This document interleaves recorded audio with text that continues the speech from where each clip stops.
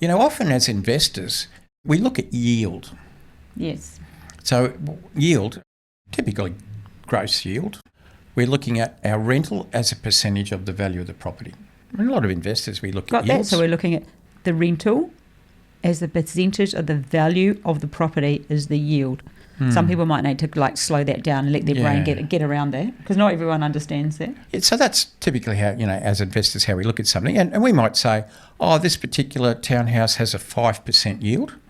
That means our rent as a percentage of the value is 5% gross, And if you're talking net, then that would be, for instance, after agents' commission and, our maybe body corporate fees, rates, that sort of stuff. But we often talk gross. And so the thing is this, when you're creating property, not at retail price but at cost price, that yield is higher. And that's what we like, high yields, high yielding property.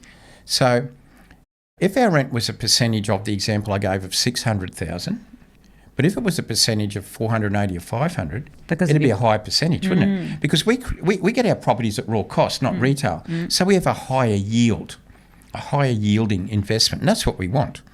And so what we often look at is the difference between our yield and interest rates.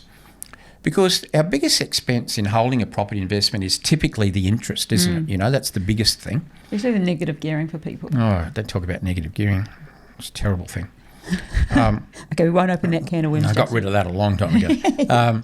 But the retail world lives in the world of negative gearing because they're stuck in that retail world.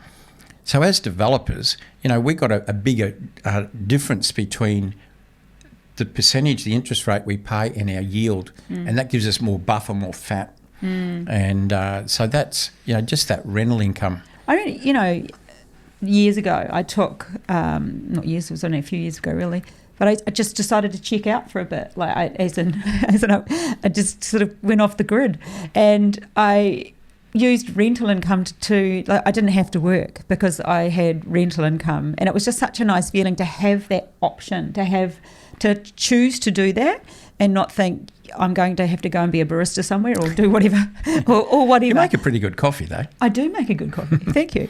But it was nice to have the opportunity to just take 6 months out of my life by choice. Freedom. Yeah, the freedom to do it. Yeah, and the control. It was such a good feeling. And just to kind of recoup, breathe, think, okay, direction, what do I want to do? And yeah, it was worth it. So that's something on top of all those other benefits that rental incomes can do for us. Yeah, it's back to that again.